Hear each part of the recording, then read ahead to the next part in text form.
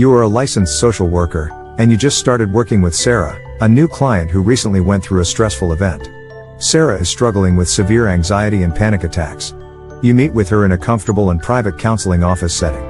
It's the first session, and you have scheduled 60 minutes for the initial assessment. What is the primary purpose of conducting this initial assessment with Sarah? A. To diagnose Sarah's mental health condition. B.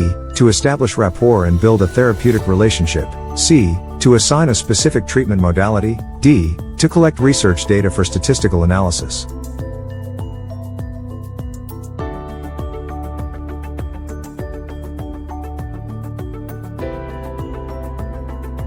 B. To establish rapport and build a therapeutic relationship. During the initial assessment, the primary goal is to establish rapport and build a therapeutic relationship with the client, in this case, Sarah. This foundation is essential for creating a safe and trusting environment in which she can share her experiences and concerns. The assessment will help you better understand her presenting issues and determine appropriate interventions moving forward. You are a hardworking social worker who is known for your honesty and dedication to doing things the right way. You put openness and honesty at the top of your list when talking to clients as well as coworkers. As you deal with difficult scenarios, you remind yourself of the ethical principle that guides you to be open and truthful. What moral idea is at the heart of your commitment to be honest and transparent in your relationships? A. Veracity. B. Beneficence. C. Empowerment. D. Cultural competence.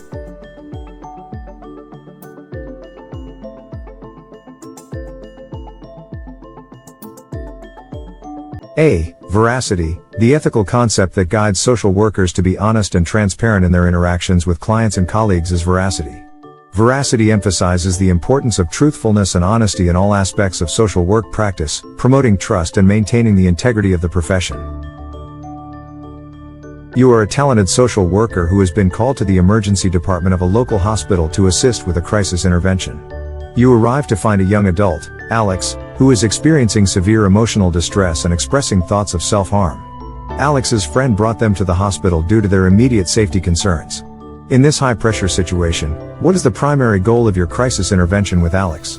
A. Provide ongoing therapy. B. Address underlying psychopathology. C. Stabilize the immediate situation. D. Implement long-term treatment plans.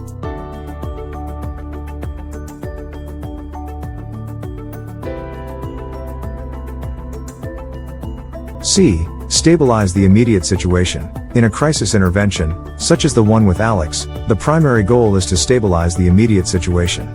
The focus is on ensuring the safety and well-being of the individual at that moment.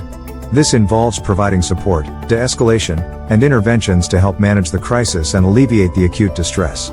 Once immediate safety is established, longer-term treatment considerations can follow. You are a passionate social worker dedicated to creating positive change beyond individual clients. You believe that tackling inequality and oppression requires addressing the larger systems and structures that perpetuate these issues. In your work, you actively engage with policy changes and advocate for social justice. Which level of social work practice aligns with your approach of addressing institutional and societal structures that contribute to inequality and oppression? A. Micro level. B. Meso level. C. Macro level. D. Exo level.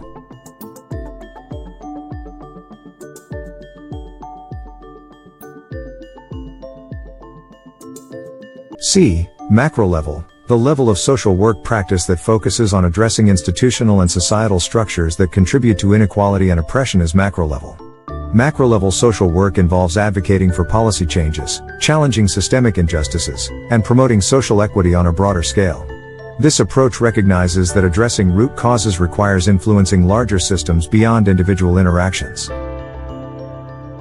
As a skilled social worker, you're working with a diverse range of clients who present with various challenges and needs. You often find that having a structured approach helps you provide effective support. In your practice, you've chosen to adopt an ecological systems theory framework. With this in mind, what is the primary purpose of using a theoretical framework like ecological systems theory in your social work practice?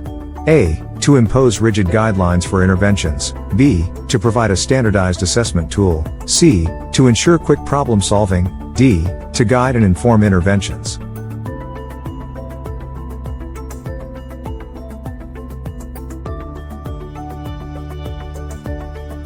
D. To guide and inform interventions. The primary purpose of using a theoretical framework in social work practice, such as ecological systems theory in this case, is to guide and inform interventions.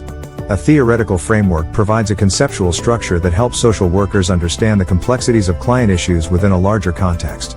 It offers principles, concepts, and a foundation for assessment, intervention planning, and decision-making, enhancing the effectiveness of the support provided to clients. You are a knowledgeable and compassionate social worker who cares deeply about making your clients feel safe and understood. In a recent session, your client, Maya, opens up about her struggles with anxiety and self-doubt. As she shares her feelings, you respond by showing genuine understanding and compassion, making sure she feels heard and accepted. Which communication skill are you utilizing when you acknowledge and validate Maya's feelings without judgment? A. Reflection. B. Interpretation. C. Clarification. D. Empathy.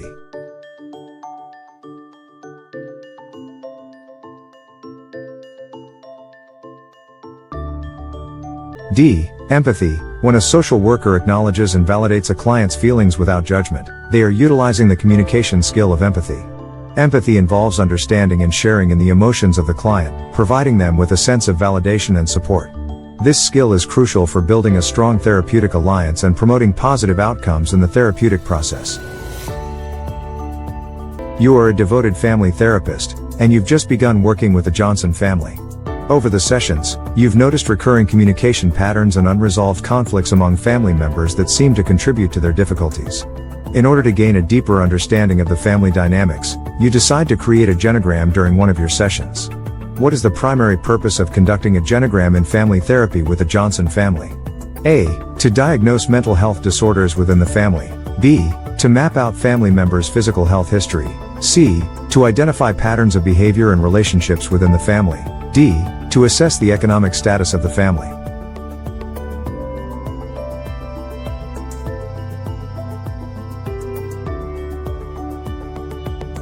C. To identify patterns of behavior and relationships within the family. The primary purpose of conducting a genogram in family therapy is to identify patterns of behavior and relationships within the family. A genogram is a visual tool that maps out family relationships across generations, helping therapists and families recognize patterns, interactions, and connections that may contribute to family issues. It provides insights into family dynamics and can aid in understanding how these dynamics impact the functioning of the family unit. You are a licensed clinical social worker working at a private practice. You have been providing therapy sessions to a client named Mark for several weeks. Mark has been experiencing symptoms of depression and expresses significant distress during your sessions. He has shared deeply personal and sensitive information about his thoughts, feelings, and experiences. You recognize the importance of maintaining Mark's trust and respecting his confidentiality as you navigate his treatment. In this scenario, which ethical principle guides your decision to ensure Mark's privacy and not disclose his information without his consent? A. Confidentiality. B. Self-determination. C. Cultural competence. D. Social justice.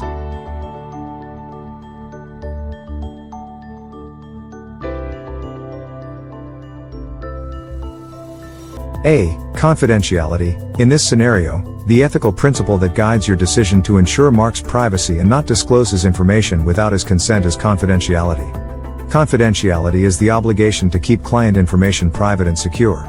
As a social worker, you have a professional duty to respect Mark's confidentiality, which helps establish trust and creates a safe and therapeutic environment for him to openly discuss his concerns. This principle reinforces the importance of maintaining the privacy of client information unless there are specific legal or ethical exceptions that require disclosure. You're a social work professional with training and expertise in family counseling.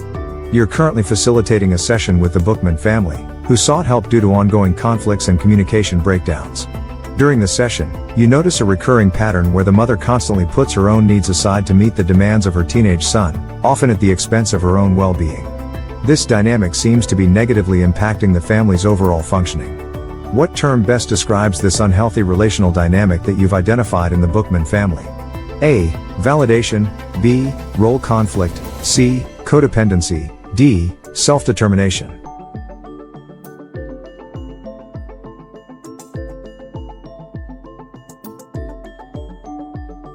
C. Codependency. The term that best describes the unhealthy relational dynamic identified in the Bookman family is codependency. Codependency refers to a pattern of behavior in which one person excessively relies on another to meet their emotional or psychological needs, often at the expense of their own well-being. In this scenario, the mother's constant prioritization of her son's needs over her own suggests a codependent relationship, where her self-worth becomes intertwined with meeting her son's demands. This dynamic can negatively impact the family's overall functioning and exacerbate conflicts.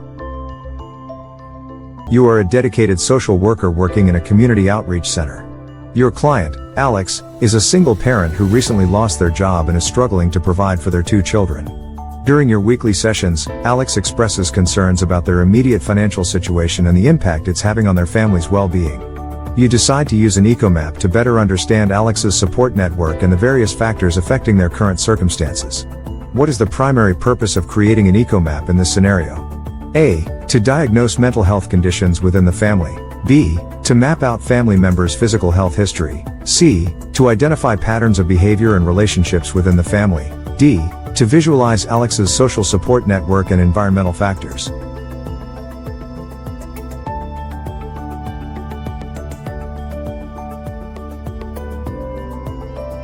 D. To visualize Alex's social support network and environmental factors. In this scenario, the primary purpose of creating an ecomap is to visualize Alex's social support network and environmental factors. An ecomap is a visual tool that allows social workers to map out and assess the relationships, connections, and resources that influence an individual's life.